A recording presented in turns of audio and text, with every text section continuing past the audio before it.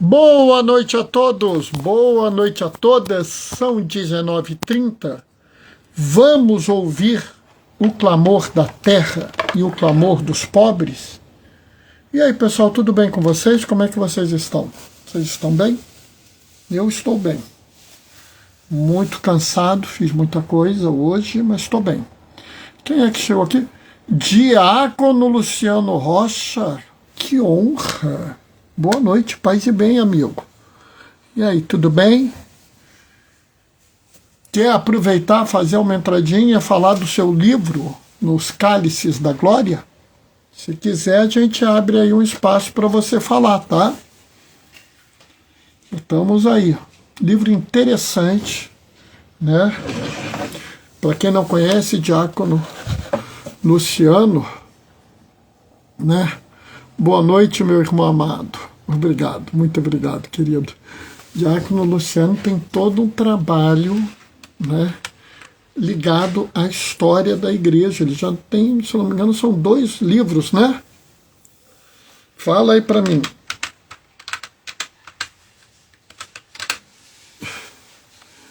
Ele está dizendo, cheguei para te ver, que honra, agora aumentou a minha responsabilidade, hein?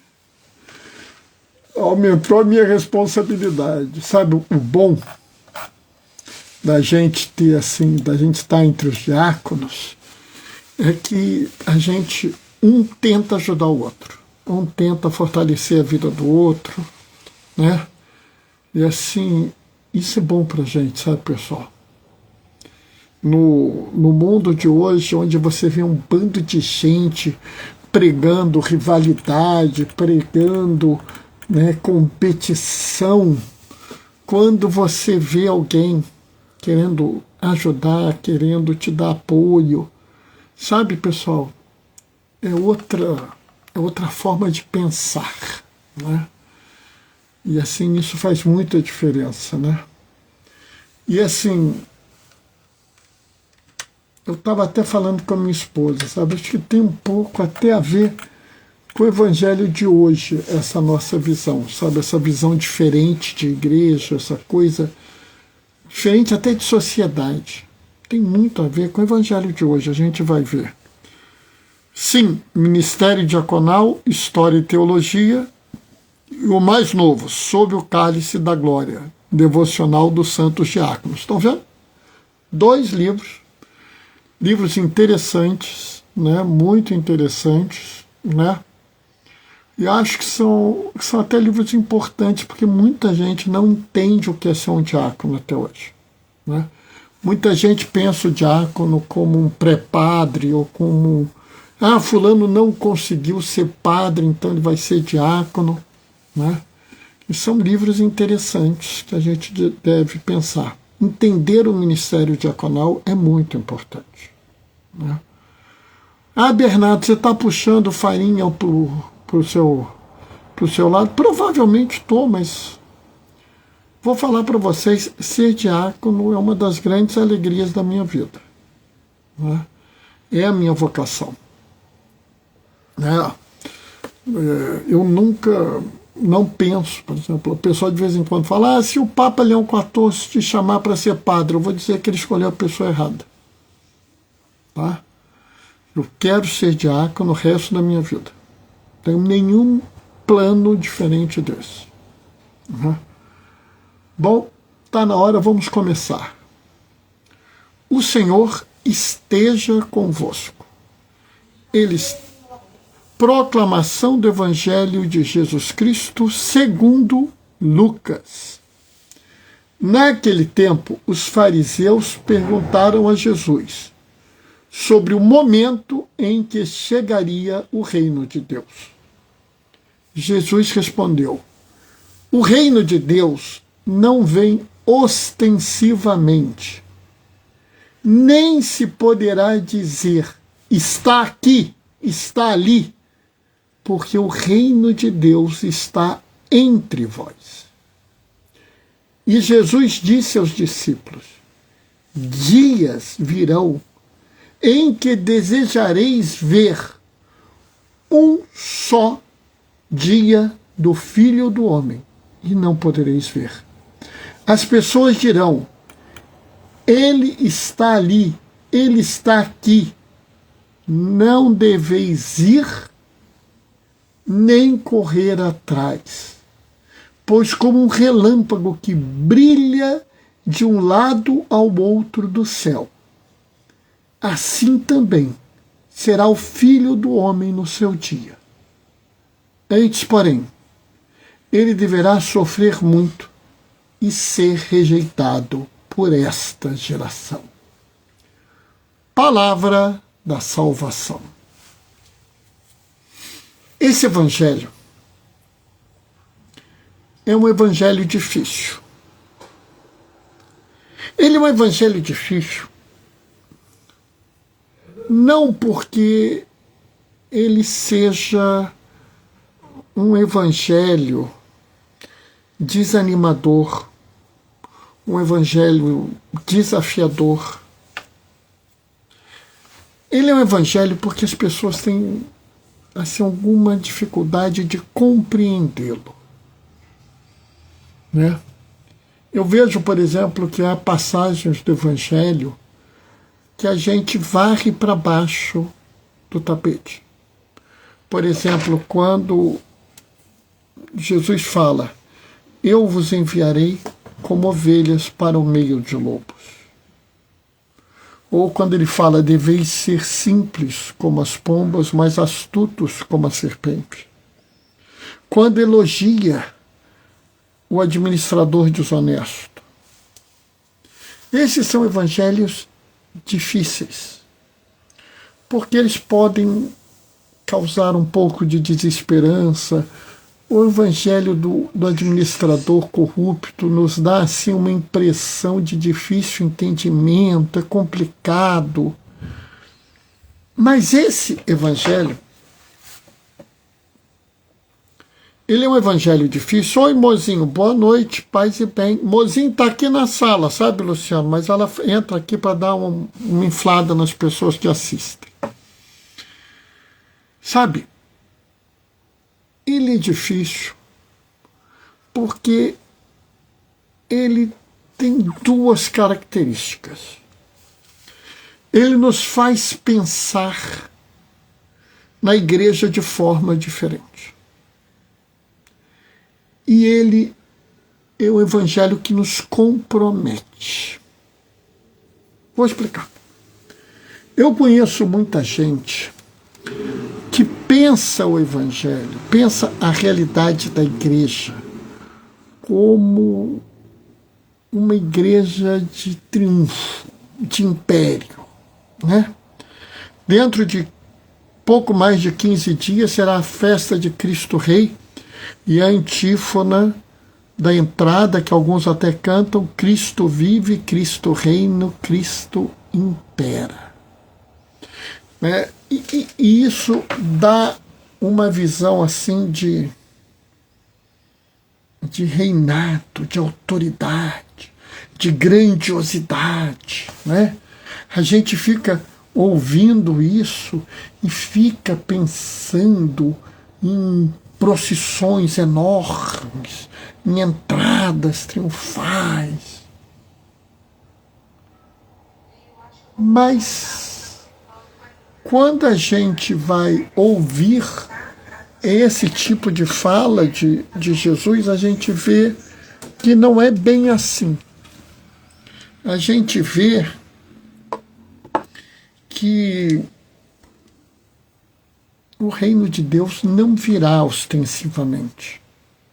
Algumas pessoas pensam o reino de Deus como obra de cavaleiros templários, né? Arautos de glória que levarão o reino até lá na frente, né? Mas o reino de Deus não virá assim. Porque o reino de Deus não virá ostensivamente. O reino não é uma obra de grandeza, uma obra de realeza. Não. O reino se revela muito mais num caminho simples, num caminho tranquilo. Naquela obra de cuidado, naquela obra de atenção, O reino vai se revelar aos poucos, até que ele chegue. Essa talvez seja a dinâmica que as pessoas não entendem. O reino, ele não vai ser construído com ações heróicas, fantásticas. Não. Ele será uma coisa pequena, que cresce um pouquinho ali, faz uma coisinha aqui, uma coisinha ali, vivendo numa dificuldade, numa adversidade enorme. Mas ele vai crescendo. O reino se realizará nos grupos de oração, nas adorações do Santíssimo, nos conselhos cuidadosos dados por homens e mulheres da igreja. Se realizará nas catequeses, se realizará nas obras de misericórdia, nas visitas pastorais, nas ações que nos comprometem com a vida e com a dignidade humana. Se realizará aos poucos. Quase ninguém vai ver. As pessoas vão olhar e falar, peraí, meu anel caiu. Sabe, ele se realizará aos poucos. Só que, de repente, ele vai aparecer. Pô! Vai ser como um relâmpago no céu claro. Num dado momento, estará tudo assim, de repente, pô, chegou. Haverá rumores, muitos. Haverá dúvidas e medos, muitos. Mas não se enganem. Não será uma coisa como muitos querem fazer, de batalhas e batalhas e batalhas. Não. É na simplicidade do cuidado, de um abraço, de um carinho, de uma esmola dada, de um pão dividido, de uma oração compartilhada, que nós vamos construir o reino. E aí vem a segunda parte, que é tão difícil das pessoas compreenderem. Porque essa parte nos compromete. O reino de Deus não está aqui, não está ali. O reino de Deus está entre vós. Entre essa comunidade de fé, de partilha, de amor, de cuidado. É ali que vai brotar o reino. O reino não é uma coisa externa que surgirá, ele nascerá no meio do povo. Acho até que tem uma música que fala alguma coisa com essa frase, né? Que ele reinará, ele surgirá no meio do povo. Né? É um pouco a própria encarnação de Jesus. Jesus não foi, encarnou-se. O Deus Filho não se encarnou em Jesus Cristo com fogos de artifício, com shows de laser, com um cortejo de anjos chamando num trono sagrado. Não. Numa noite fria, numa cidadezinha pequena, ali, no meio do nada, num estábulo, mas entre as pessoas do povo. Ali no meio, ali onde as pessoas estavam vivendo. E ele não foi saudado pelos grandes reis de Israel, pelos grandes fariseus e saduceus, mas pelos pastores e pelos magos do Oriente. O reino, ele não é uma superprodução de Hollywood ou Bollywood ou sei lá o quê. Ele é a produção palpável de homens e mulheres que se dedicam uns aos outros e se dedicam no amor. É uma produção que vai sendo feita aos poucos, daqueles que são misericordiosos e misericordiosas e que espalham a misericórdia pelo mundo.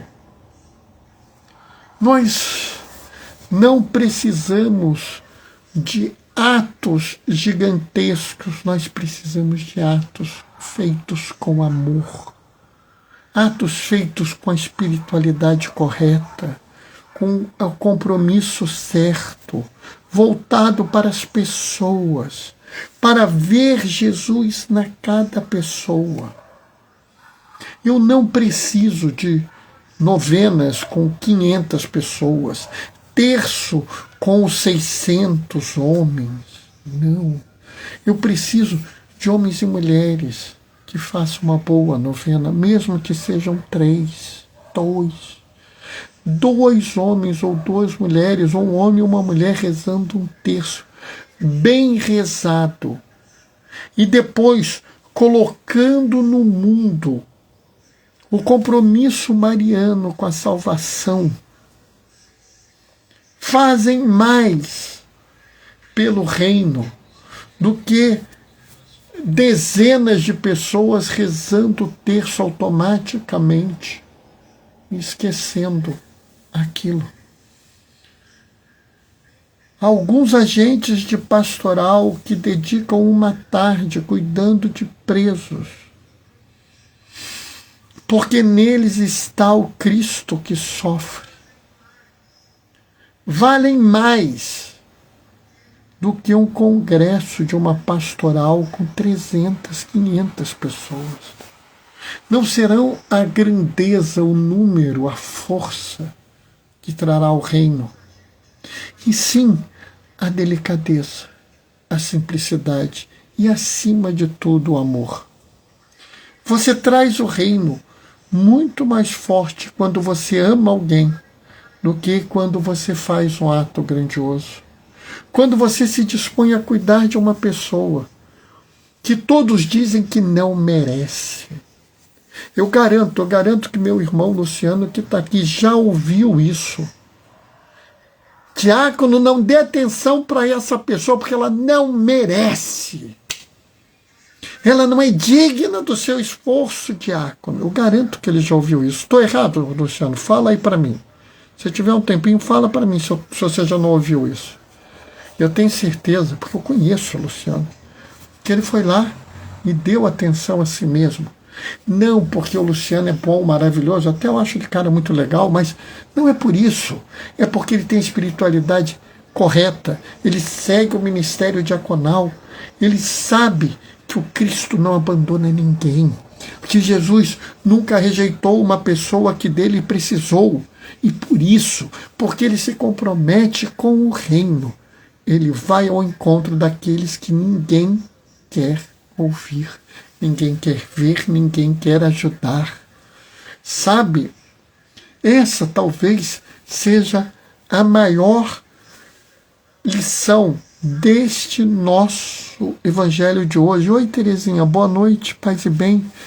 Que a gente vai produzir o reino.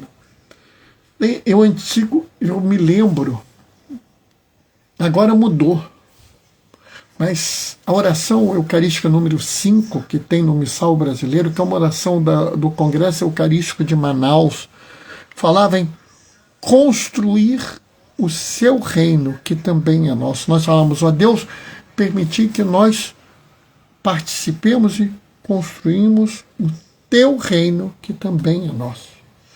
E o Evangelho aqui é claro, o reino está entre nós. O reino está aqui no meio de nós. E se você joga fora uma pessoa, você está jogando fora um pedaço do reino. Mas, Bernardo, fulano pode ser terrível. Pode. Mas ele é parte do reino. Cabe a você ir lá, se encontrar com essa pessoa, criar uma relação com ela. Bernardo, mas essa pessoa é terrível. Eu tenho dificuldade até de ouvir essa pessoa falar. Ela já fez um monte de coisa que me decepcionou. Ela me dá uma impressão que é horrível. Sabe, pessoal, isso é uma realidade. Se alguém disser que não conhece ninguém assim, das duas uma. Ou é uma pessoa que está num nível de santidade que eu nem imagino, não consigo nem pensar ou ela está mentindo. Eu vou dizer para vocês, eu tenho essas dificuldades. Não pensem, o Bernardo é um exemplo, é purinho. Eu tenho dificuldades com várias pessoas. Mas eu me esforço. Eu me esforço para ver Jesus em cada pessoa que eu encontro. Bernardo, você consegue sempre? É claro que não. É claro que não. Vira e mexe, eu fraquejo, eu falho. Mas eu me esforço. Deus não nos quer perfeitos. Deus nos quer comprometidos. É muito comum, no período pré-quaresma e durante a quaresma, alguém me procurar, né, principalmente no início da quaresma. Diácono, eu pensei isso, mas eu fraquejei na primeira semana, então não valeu nada, minha quaresma está perdida. Eu falo, meu filho, minha filha, esquece. Insiste um pouco mais. Está difícil esse propósito, reduz ele um pouco. Mas persiste. Sabe, pessoal, às vezes é melhor a gente dar um pequeno passo hoje para continuar na caminhada. Se você não consegue um compromisso perfeito, maravilhoso, você consegue algum compromisso? Consigo, Bernardo, então tá bom.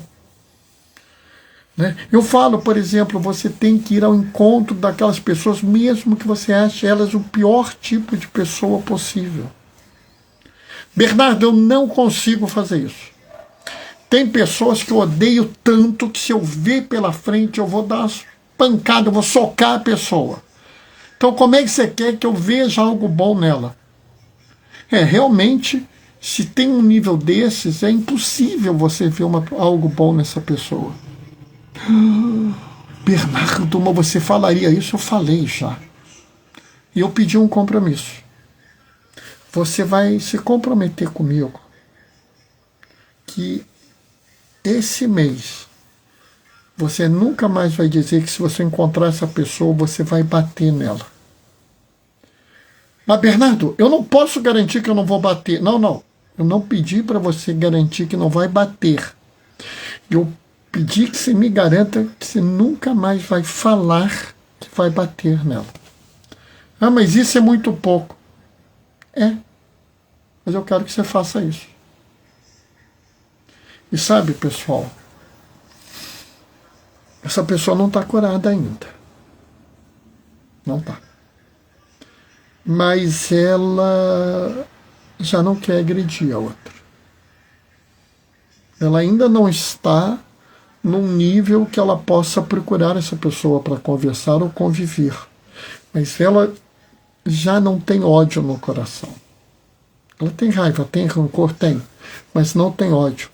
Bernardo, será que ela vai superar? Eu não sei. Sabe, pessoal, é isso que a gente precisa entender.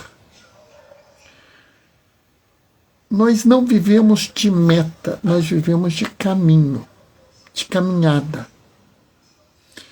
Provavelmente é quase impossível você pedir a uma pessoa que ela realize um feito fantástico.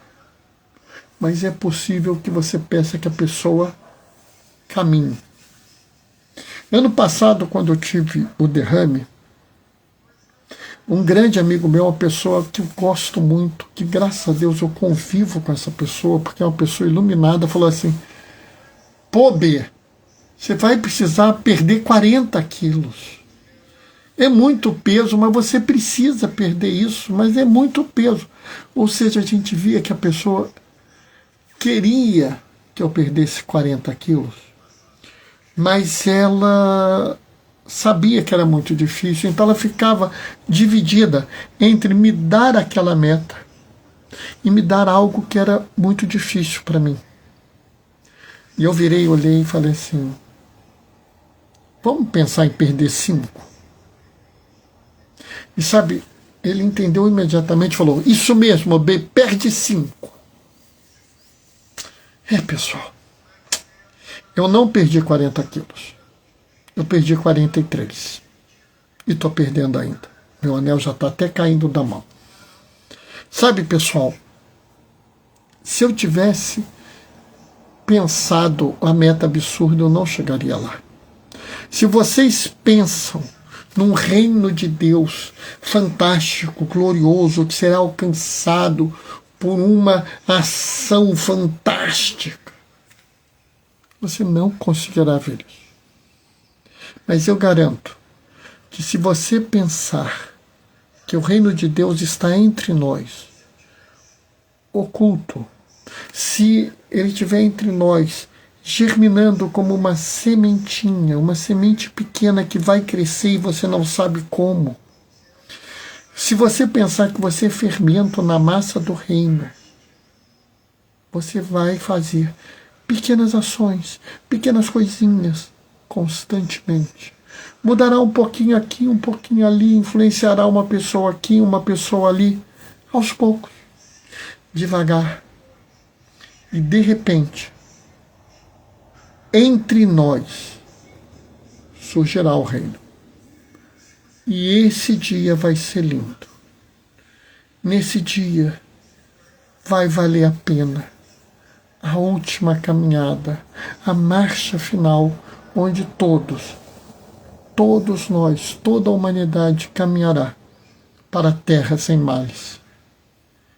E nós, olhando uns para os outros, homens e mulheres, estaremos cheios de lágrimas de felicidade, com o coração repleto de alegria e uma certeza, a certeza que não fizemos nada de extraordinário, mas que fomos sementes dessa colheita. Nós podemos não estar aqui no dia da colheita, mas nós seremos sementes. Amém? Hoje eu falei pouco, 19h58, falei pouquinho, o mozinho vai até estranhar. Mas eu não tenho um tempo para falar, eu falo o que eu acho que é preciso falar. E por isso, espero que vocês tenham gostado, que tenha valido a pena. Espero que vocês aproveitem muito. Quem assistiu ao vivo, agradeço muito. Quem vai assistir depois, agradeço muito. Porque, na verdade, a live é isso. É uma reflexão do Evangelho pensado nos dias de hoje. Não é para amanhã, não é para depois de amanhã, não é para o dia seguinte, não é para o século seguinte, é para hoje. O que esse Evangelho nos diz hoje? Algumas pessoas vão ouvir amanhã, depois de amanhã, e vão aproveitar? Vão. Mas eu garanto a vocês que quando eu ler esse Evangelho de novo e fizer outra reflexão, a reflexão vai ser diferente. Tá? Vou me despedir deixando a minha bênção. Mas antes eu quero marcar um encontro com vocês. Amanhã tem ciclo bíblico, amanhã eu não faço live. Então a live vai ser no sábado de noite às 19h30. Se você estiver em Laranjeiras ou em volta de Laranjeiras, amanhã às 17 horas, na Igreja Cristo Redentor, começa a novena preparatória para a festa de Cristo Rei. Então, se você tiver oportunidade, dá um pulinho lá, né? Que, porventura, a novena é feita pela minha esposa e ela faz uma novena muito bonita, né? O Luciano está falando aqui alguma coisa excelente. Uma alegria participar desse momento inspirado. Que bom, muito obrigado. Eu que agradeço, Luciano.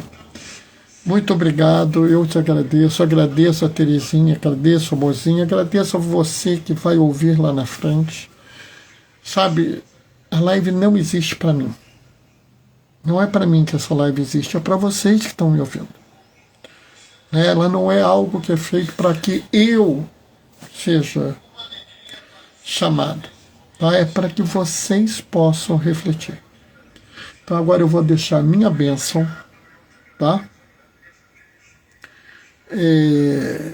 para vocês todos, sábado, 19h30, a gente se vê, né? Muito obrigado, meu amor, diz Mozinho. Também, né, fiz uma publi da novena, é por isso que ela está agradecendo, eu sei. E eu faço com prazer. O Senhor esteja convosco. Ele está no meio de nós. Por intercessão de Martinho de Lima, desça sobre vós e permaneça para sempre a bênção do Deus Todo-Poderoso no amor, aquele que é Pai, Filho e Espírito Santo. Sábado, 19h30, a gente se vê. Até lá. Beijos e bênçãos. Tchau, tchau, pessoal.